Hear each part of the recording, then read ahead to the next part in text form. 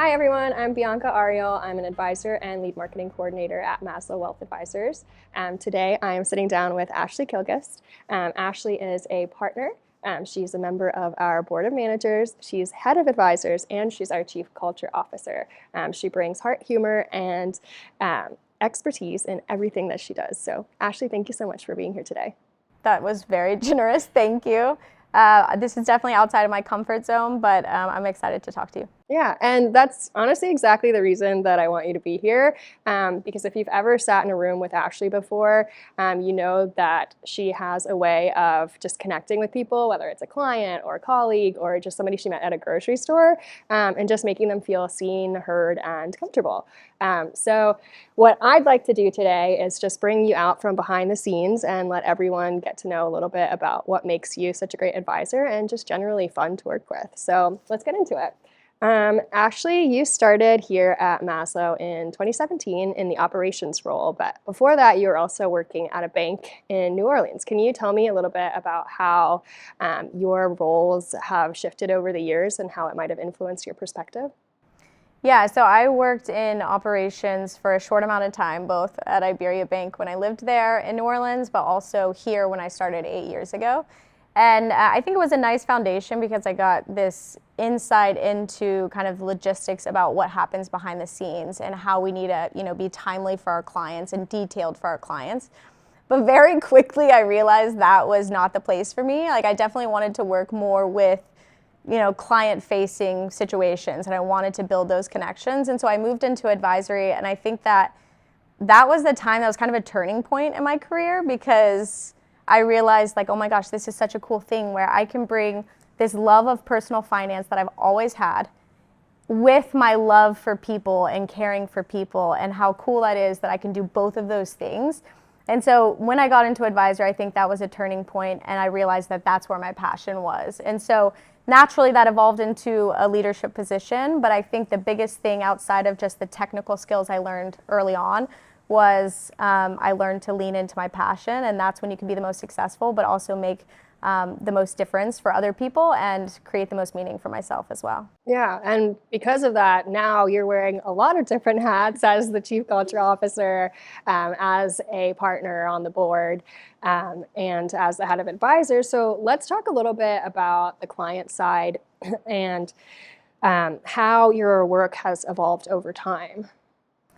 Yeah, so when I started in advisory, again, that was about 7 years ago. I wasn't in operations long, but I think at the beginning I felt like there was this perfection I had to have, that there was a right way to work with clients, that there was a right way to do financial planning.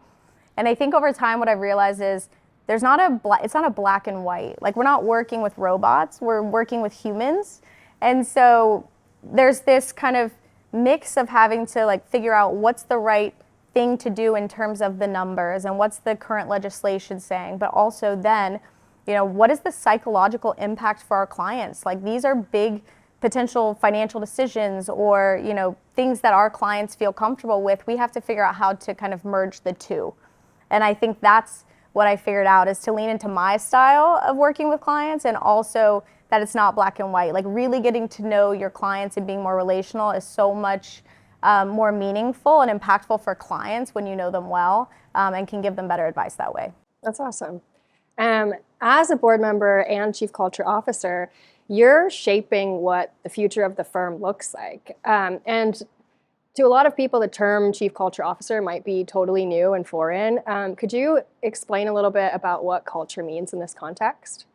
Yeah, so culture is the environment that we create that either enables someone's potential or it can limit it.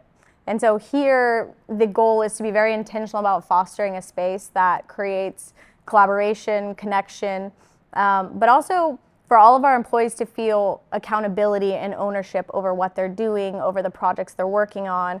And I think when you give that support to our people and they feel really aligned in that, then they can be so much more successful in their role, which success for us is showing more care and giving better advice to clients. So although culture can sometimes be a cliche word, I think it's truly important in the end client experience. Yeah, it's really It really shows in the day-to-day. I told you this before, but to everyone watching, my initial interview here, I kind of took as, I'm just going to see what's out there. I don't really know a lot about this firm, but, let's try it out. And my first interview was with you and Tyler, our CEO.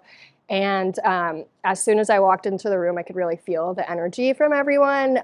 You could tell that people enjoyed being here and working here. And just through the conversation that I had with y'all, it's very clear that personal growth and professional growth are such an important part of what we do here. And it's just a really cool thing to see when you're working. And I know that I might be a little bit biased because I work here now and I love bragging on my team, but it's a really awesome thing to see. So That's awesome. Yeah.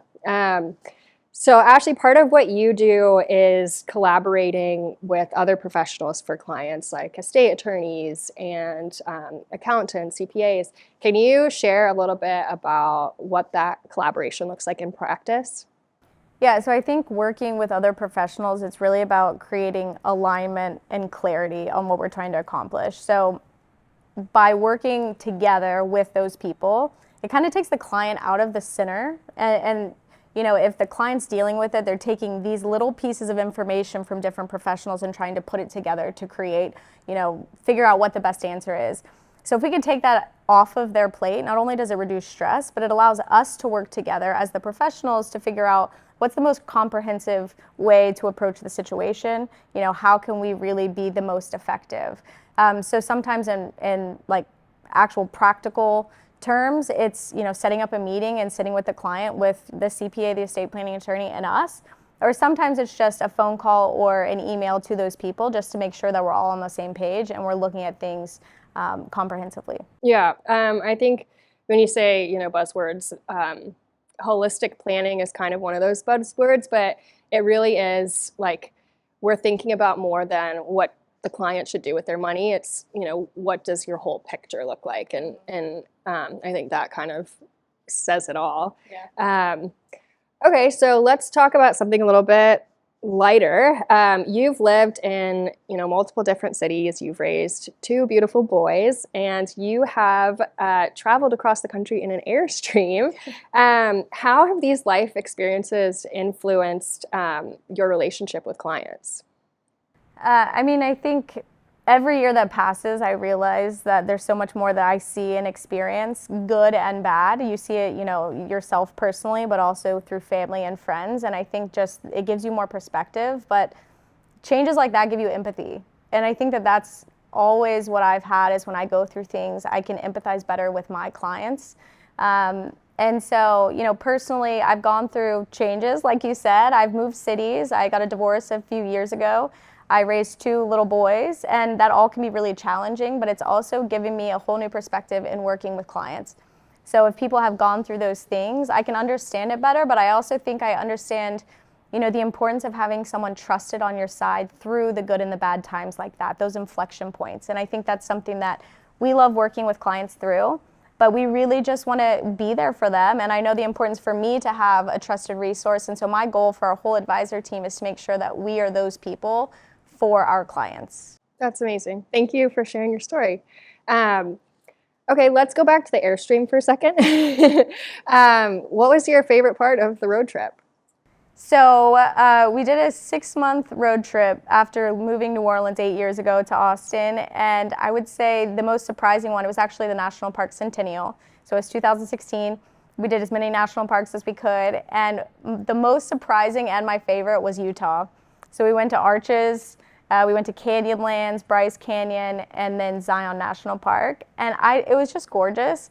But I think one of my favorite experiences was hiking through the Narrows, which is basically like you're hiking through the water between these really narrow cliffs in Zion National Park. If you haven't done it, you have to do it. It was gorgeous and definitely an experience to remember. Sounds like a really good experience. Okay, so I have heard a rumor about about a golf cart dream. Could you tell us a little bit more about that? Okay, it's not a rumor. This is very true. I've always wanted a golf cart, but particularly, so the way this started was I have a client that I always go to her house for all of our client meetings, for the portfolio review meetings. And One day it was like a really nice day and they have a golf cart. They live in this community where they're on a golf course and a lot of people have golf carts there. And it was probably my idea, but I was like, should we go for a ride? Like, let's go. And we took her golf cart around the golf course and we were having so much fun. And I realized I want a golf cart for me in my neighborhood. So I was like, how fun would it be if I could just like blare music, take my kids to elementary school every day? So it's kind of been a dream of mine. And until I actually get my own, if anyone needs me to drive a golf cart, I'm down. I won't golf, but I'll drive the golf cart. Yeah, I can absolutely see you cruising through Austin in your golf cart, playing loud music, 100%, just having a good time. 100%. Okay, last question before we kind of close things off. If you had full financial freedom, money was not an object, your family's already been taken care of, what are you going to do next? So ideally, I've thought about this quite a bit because we also have these conversations with clients. I think that, when my kids are out of school in the summers, that I would pick a new place in a new city in a new country every summer to go spend time.